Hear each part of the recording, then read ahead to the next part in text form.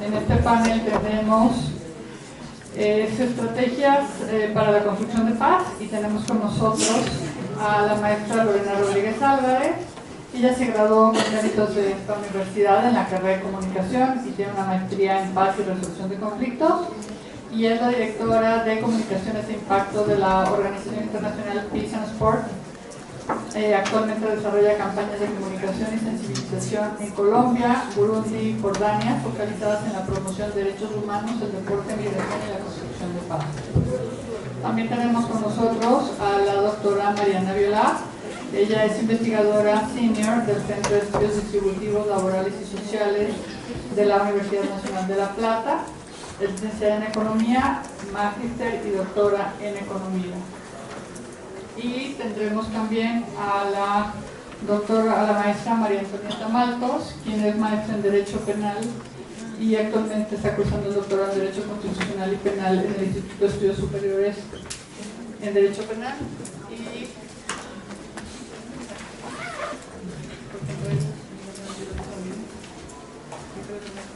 Y tenemos con nosotros también a la maestra Patricia Conde.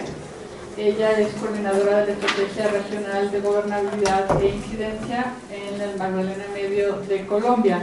Nosotros teníamos originalmente en este panel a la senadora Victoria Sandino, pero nos pidió que por favor, por cuestiones de su agenda, pasáramos su participación al día de mañana. Entonces le pedimos de favor a Patricia Conde si podíamos hacer un movimiento del programa y nos dio permiso. Entonces hoy tenemos el gusto de tener a Patricia y mañana tendremos el gusto de tener a la senadora Victoria Sandino con nosotros. Si gustan, empezamos con a la doctora Mariana Viola, en lo que arreglamos aquí en una cuestión técnica. Por favor. Gracias, buenos días a todos. Muchas gracias por estar acá. Hoy les voy a estar presentando un trabajo que hemos estado realizando con Jenny Klugman del Georgetown Institute for Human Peace and Security. Este es un trabajo sobre violencia de pandillas y las implicancias que esto tiene para el índice de Women, Peace and Security. Entonces, de alguna manera es una extensión o una continuación de la presentación que en el día de ayer realizó Melan Verbier, donde justamente explicó la Women, Peace and Security Agenda y el índice en sí mismo. De lo que les voy a estar hablando en primer lugar es de cuál es la relevancia o la importancia de la violencia de pandillas en términos de la Women, Peace and Security Agenda. En segundo lugar, les voy a dar algunos detalles sobre cómo las pandillas en Latinoamérica y más exactamente en Centroamérica y en México están estructuradas y cómo funcionan.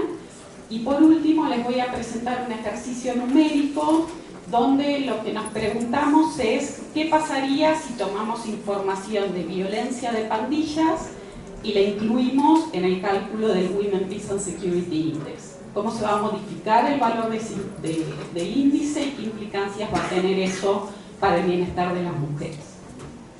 Entonces, yendo al primer punto, ya desde el año 2000 la Women, Peace and Security Agenda llamó para aumentar la participación de las mujeres en los procesos de resolución de conflicto y en general en los esfuerzos de búsqueda de paz y seguridad.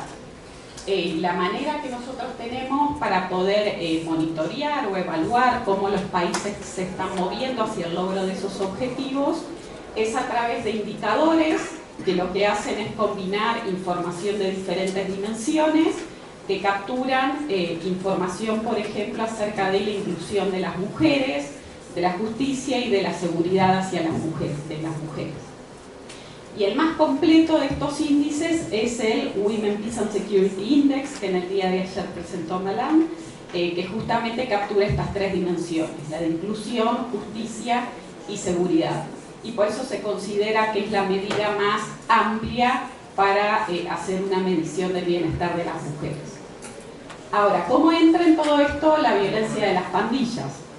Bueno, las pandillas están, como seguramente ya saben, muy expandidas en Centroamérica y en México. Tienen mucha presencia sobre todo en Honduras, El Salvador y Guatemala, que es lo que se conoce como el Triángulo del Norte, y son muy violentas. En estos países la tasa de homicidios es muy alta, está entre las más altas de todo el mundo, y hay evidencia que les voy a estar mostrando en unos minutos que muestra que hay una clara conexión entre la tasa de homicidio de estos países y la presencia de pandillas. Sin embargo, esta información, esta violencia de pandillas no suele ser incorporada en lo que podríamos decir que son medidas tradicionales de violencia. Que lo que suelen capturar es el número de muertes que se producen cuando tiene lugar algún conflicto armado y en general cuando tiene participación el Estado. La razón por la cual la violencia de pandillas no se incluye tiene que ver principalmente con cuestiones informativas. En general son datos muy escasos y que son difíciles de conseguir. Y por último, las pandillas tienen una muy clara dimensión de género, ¿sí? Las mujeres que participan de las pandillas como miembros realizan algunas actividades propias de las pandillas, tienen un rol clave que es el de reproducción y también son víctimas de las pandillas. Entonces, por todo esto creemos que es importante introducir esta nueva dimensión, la de violencia de pandillas, en el cálculo de este tipo de indicadores que nos permite seguir la evolución de los países hacia los objetivos que nos planteó la Women, Peace and Security Agenda. Entonces, yendo un poco a lo que es el origen histórico de las pandillas, este se remonta a la década del 70 y 80, cuando los países de Centroamérica estaban enfrentando algunos conflictos armados. Eso implicó la migración de muchísima parte de su población, principalmente personas pobres, que emigraron, y uno de los principales puntos de destino fue Estados Unidos y más exactamente la ciudad de Los Ángeles. Y allí consiguieron empleos de bajo salario y en mayor medida continuaron estando por debajo de la línea de pobreza. Las personas jóvenes y adolescentes centroamericanas que estaban ahora en Los Ángeles comenzaron a unirse como una manera de defenderse de algunas pandillas locales que estaban allí. Y la manera en que lo hicieron fue, en algunos casos, se unieron a pandillas preexistentes. Ese es el caso de la pandilla Barrio 18, que es una de las que tiene mayor presencia en Centroamérica hoy en día, y es la única que en ese momento admitía la incorporación de personas latinoamericanas. Y otros optaron por crear su propia pandilla, y así es como apareció la que se conoce como Mara Salvatrucha, que es otra de las que tiene mayor presencia en Centroamérica el día de hoy, y que nació como una pandilla de personas de El Salvador. Y lo que sucedió después es que en la década del 90, con unos cambios que hubo en las leyes migratorias de Estados Unidos, muchas de esas centroamericanos jóvenes que se habían unido a pandillas fueron deportados, y ya de vuelta en su país de origen y enfrentando un montón de limitaciones para acceder a educación y para obtener un empleo, siguieron armando sus bandas, sus pandillas, y absorbieron a pandillas de menor estructura que ya existían en Centroamérica. Algunas características de las pandillas. Bueno, por un lado, la pandilla le permite ganar a los miembros cierto estatus y respeto, les permite tener interacciones sociales, les permite ganar una idea de pertenencia a una familia, que esto es importante si tenemos en cuenta que son personas de un contexto socioeconómico pobre con oportunidades muy limitadas. Y también se suele decir que las pandillas cumplen con dos facetas. Por un lado, cumplen el rol de red de protección social, y por otro lado también son una organización criminal muy bien organizada. Entonces, de alguna manera, los miembros de pandillas son víctimas y victimarios al mismo tiempo. Y otra característica de las pandillas que es clave es el control del territorio. Esto les permite ganar recursos económicos que obtienen a través de la extorsión. La manera en que ganan ese control del territorio en general es después de alguna lucha brutal entre las pandillas rivales.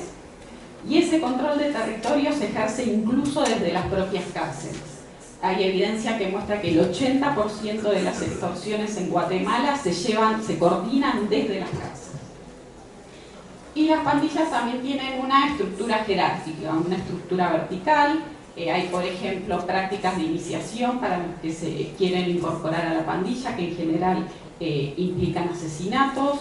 Hay líderes de barrio, que son los que se encargan de coordinar las actividades de extorsión en ese barrio. Hay personas que son las encargadas específicas de los asesinatos, que serían los sicarios. Personas que están más abajo en la escala, en esa jerarquía, que se encargan de lo que serían actividades de menor rango, como recolectar el dinero de las extorsiones.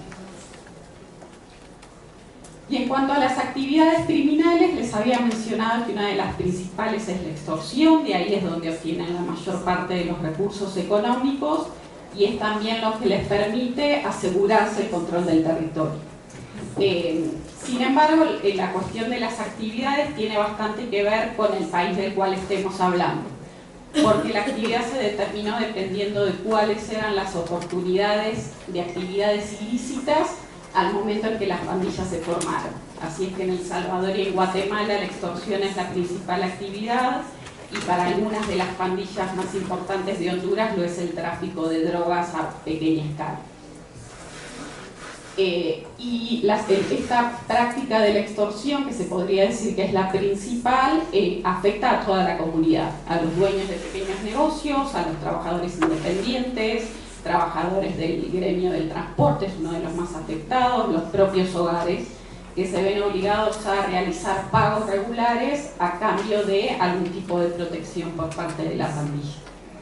Y algunos ejemplos para que se den una idea de la magnitud de esta cuestión de las extorsiones. En Honduras, por ejemplo, la Cámara de Comercio dejó de publicar el registro oficial de negocios justamente para no hacer público nuevos focos de extorsión.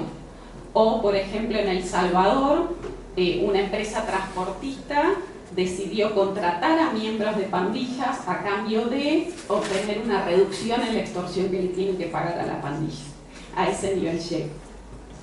Y algunas de las implicancias o consecuencias de las extorsiones es, por ejemplo, el desplazamiento interno de población que decide irse de su hogar, de su barrio y de su ciudad para evitar las extorsiones.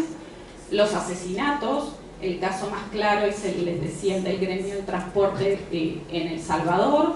Los transportistas tienen que pagarle una extorsión a las pandillas para poder atravesar territorios controlados por las pandillas, y muchas veces son asesinados como una práctica de intimidación por parte de los pandilleros.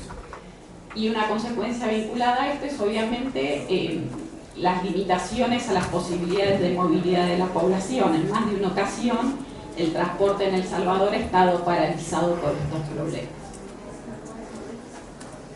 Y siguiendo con las actividades criminales, como ya les mencioné antes, las pandillas utilizan el asesinato también, el caso, por ejemplo, como les decía, de los transportistas en El Salvador, como medio de subsistencia y control del territorio.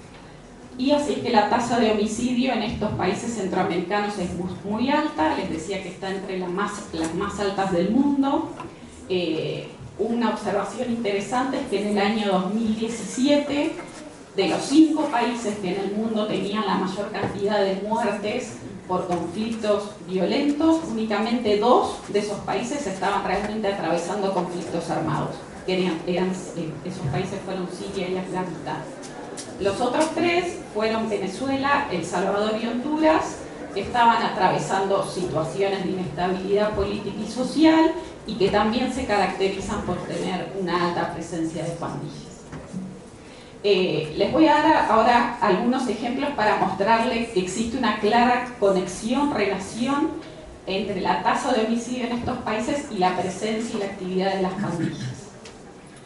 Acá lo que pueden ver en esa gráfica es el número de homicidios por día que se produjo en El Salvador en el año 2012, en los meses de enero, febrero y marzo. En El Salvador en el 2012 se produjo un proceso de tregua entre las 2 pandillas más importantes de ese país, cuyos líderes se sentaron a negociar con el gobierno y acordaron dejar de matarse entre ellos a cambio de obtener mejores condiciones en las cárceles. Ese proceso de tregua entró en vigencia en el mes de marzo de 2002. Y lo que podemos ver es que el número de homicidios diarios se redujo de más de 13 por día, homicidios por día, alrededor de 8. Y eso tiene una clara conexión con ese proceso de tregua que se había negociado. Y este es otro ejemplo interesante. Lo que pueden ver ahí es el mapa de Panamá. Y lo que tenemos es que en provincias donde el número de homicidios es más elevado, son también las provincias donde la presencia de pandillas es más fuerte. Esto es para el año 2016. Y lo que pueden ver ahí en los círculos negros es el número de homicidios que se registró en cada provincia, y la escala de colores muestra el número de pandillas. Cuanto más rojo o más naranja el color de la provincia, significa que hay más presencia de pandillas. Y en esas provincias es donde justamente el número de homicidios es más alto. Ahí es donde está la clara correlación entre homicidios y pandillas. Y en cuanto a la participación política, las pandillas tienen un rol político bastante activo. Les mencioné el caso de la tregua en El Salvador. Esa fue una situación que les dio a los líderes de las pandillas la posibilidad de sentarse con el gobierno y negociar con el gobierno. Y eso los transformó en actores políticos claves. Tal es así que en el año 2014 los líderes políticos buscaron a los líderes de las pandillas para que le financiaran la campaña política de ese año. Y también tienen mucha participación en lo que es la política a nivel local. Los líderes de pandillas, a cambio de dinero que le entregan a los líderes políticos o líderes de las fuerzas de seguridad locales, obtienen la posibilidad de influir en decisiones de política. O, por ejemplo, también participan en lo que se llama actividades de Vote for Rent, donde lo que hacen es garantizar cierta cantidad de votos al momento de las elecciones a cambio de algún favor político. Y a nivel nacional también tienen algún tipo de influencia. Por ejemplo, en El Salvador las pandillas han logrado infiltrar la Policía Nacional, han logrado enlistar miembros de la pandilla para que formen parte de la policía. Y por último, que es casi que el punto más importante, el rol de las mujeres. Bueno, las mujeres tienen un rol clave en las pandillas que tiene que ver con el asegurar de alguna manera la persistencia, la permanencia de las pandillas en el tiempo, y tiene que ver con el rol de reproducción. Hay evidencia que muestra que al menos 1/3 de los niños que nacen dentro del grupo de una pandilla permanecen con la pandilla luego con el transcurso del tiempo. Y las mujeres también comenzaron desde hace no tanto tiempo a realizar actividades propias de las pandillas. Se dice que aprovechando el hecho de que tienen una apariencia menos amenazadora. Entonces así es que empezaron a trasladar armas, a ingresar en las cárceles drogas y celulares. Se encargan también de brindar apoyo en ciertas actividades como los secuestros y de recolectar, por ejemplo, el dinero de las extorsiones. Pero, sin embargo, para las mujeres es bastante difícil acceder a posiciones de liderazgos. Es muy difícil que en una pandilla haya una líder mujer, y también es muy difícil para las mujeres participar en el proceso de toma de decisiones al interior de una pandilla. Y las mujeres también son víctimas de violencia física y sexual, tanto si están dentro de la pandilla como si están afuera. Una actividad bastante típica de todas estas pandillas es la de la violación y el asesinato violento de mujeres jóvenes. Están los casos de lo que se llaman las novias de las pandillas, que es cuando una pandilla elige a una mujer joven, y esa mujer joven va a ser abusada sexualmente, y si se opone o se resiste va a ser asesinada. Esa es la situación de las mujeres en el contexto de las pandillas. Entonces, yendo ahora a lo que les había comentado al principio, que era ver un poco cómo la violencia de pandillas afecta al Women Peace and Security Index. Lo que les estoy mostrando acá es la estructura del índice. Si recuerdan de la presentación de Melan, el índice tiene 3 dimensiones. Hay una dimensión que es la de inclusión, otra es la de justicia y otra es la de seguridad. Dentro de cada dimensión hay una serie de indicadores que se utilizan para calcular después el índice. La que nos interesa especialmente hoy es la dimensión de seguridad. Esa dimensión está compuesta por un indicador que llamamos Community Safety, un indicador de Intimate Partner Violence y un indicador de Organized Violence. Y lo que queremos contestar exactamente es qué pasaría si comenzamos a incluir información de violencia de pandillas en el indicador de Organized Violence, allí adentro de la dimensión de seguridad. ¿Cómo se nos va a modificar el valor del indicador? Esa es la pregunta que queremos responder y para eso es que hacemos el ejercicio número 1.